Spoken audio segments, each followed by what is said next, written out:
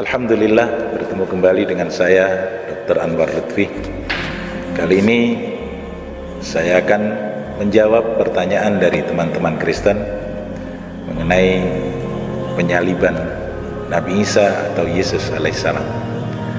Teman-teman Kristen bertanya kepada saya, apa benar di dalam Al-Quran Yesus atau Nabi Isa alaihissalam tidak mati disalib?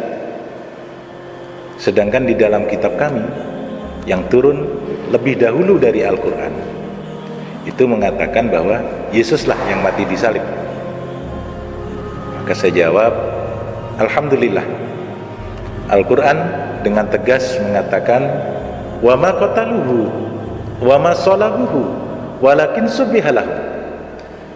Jadi mereka tidak pernah membunuh Nabi Isa, mereka juga tidak pernah menyalib Nabi Isa, tapi Allah telah menyelamatkan Nabi Isa dan menyerupakan orang lain dalam pandangan mereka menjadi seperti Nabi Isa atau Yesus alaihissalam. Alaikum Beshem Hamasyah, salam sejahtera di dalam Kristus.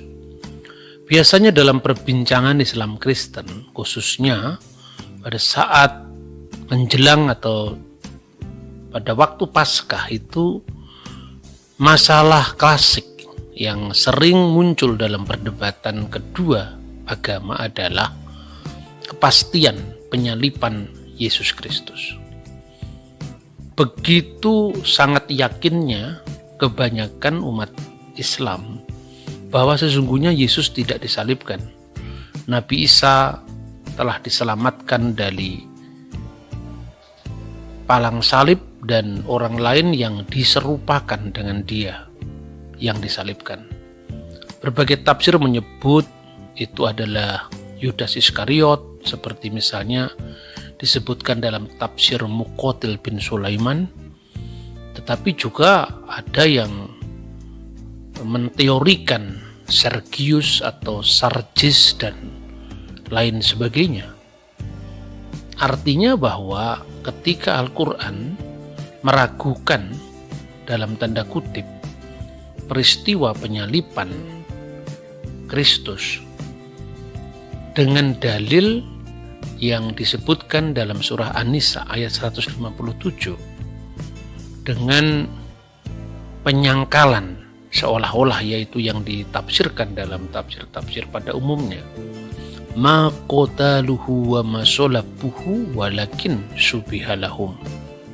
Padahal mereka tidak membunuhnya dan tidak pula mereka menyalibnya, tetapi yang disamarkan bagi mereka. Kita tidak mempersoalkan soal penafsiran Islam karena ini adalah ranah agama lain, bukan iman Kristen.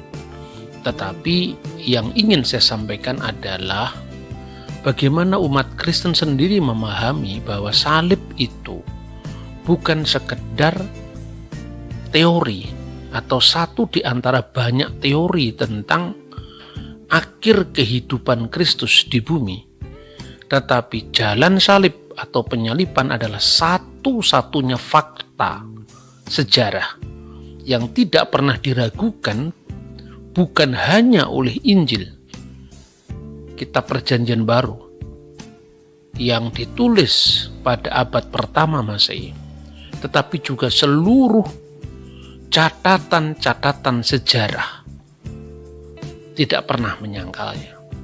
Jadi daripada kita harus masuk di dalam perdebatan yang tidak ada ujung pangkalnya, sebab kalau orang sudah mengatakan ini wahyu, ya itu sudah tidak dalam pembahasan kritik ilmiah. Kalau sudah wahyu itu sudah keyakinan. Tetapi oke, lepaskan dulu dari keyakinan kita masing-masing. Bahkan umat Kristen pun berani berkata bahwa tanpa membaca Injil pun Yesus pasti disalib. Itu fakta sejarah. Sekali lagi, tanpa membaca Injil pun Yesus pasti disalib. Itu fakta sejarah. Kenapa kita harus berdebat? Oke, saya memahami bahwa masalah-masalah pewahyuan itu masalah-masalah yang sensitif dalam keyakinan, keagamaan. Tetapi artinya begini, apabila seorang muslim mengakui bahwa Quran adalah wahyu terakhir, tentu paradigma ini tidak bisa dipaksakan kepada orang selain muslim. Bagi orang selain Islam, ya itu biasa saja, Quran adalah buku biasa. Sebagaimana orang Islam menganggap bahwa Injil adalah buku biasa. Karena kebanyakan saudara kita muslim tidak mengakui otentisitas Injil yang ada di tangan orang Kristen, itu tidak ada masalah. Oleh karena itu ya salah satu jalan keluarnya, tutup saja Injil. Yesus pasti disalib. Sekali lagi saya mohon tidak disalahpahami, bukan berarti saya tidak percaya dengan Injil. Tetapi yang mau kita sampaikan itu hanya fakta historis. Sekalipun peristiwa-peristiwa yang berkaitan dengan Yesus dan orang-orang pada zamannya, misalnya Yakobus saudara Kristus, Yohanes Pembaptis, itu hanya catatan pinggir sejarah, tetapi ada dalam sejarah. Saya sebut catatan pinggir karena tokoh seperti Yesus, tokoh seperti Yohanes Pembaptis atau di Islam dikenal dengan Nabi Yahya alaihissalam, tokoh seperti Yakobus saudara Kristus itu bukan tokoh politik, bukan pejabat pada waktu kerajaan Roma berdiri, tetapi hanya orang biasa. Tapi karena memiliki signifikasi politik pada zamannya, maka dicatat dalam catatan sejarah, sekalipun itu bukan catatan utama, tapi catatan pinggir sejarah dunia. Paling tidak ada 6 penulis di abad pertama yang bicara tentang penyaliban Yesus. Di abad pertama atau awal abad kedua, katakanlah seperti itu. Yang pertama adalah Flavius Josephus, seorang ahli sejarah Yahudi yang menulis kira-kira tahun 95 Masehi. Kedua adalah Cornelius Tacitus. Dia adalah seorang ahli hukum dan senator Roma yang menulis kira-kira tahun 90. Kemudian Mara ben Serapion, kemudian catatan Talmud khususnya traktat Sanhedrin, kemudian seorang satiris Yunani yang bernama Lucianus dari Samosata, dan seorang penulis lagi yang namanya Suetonius. Itu sumber primer karena ditulis langsung oleh tangan pertama.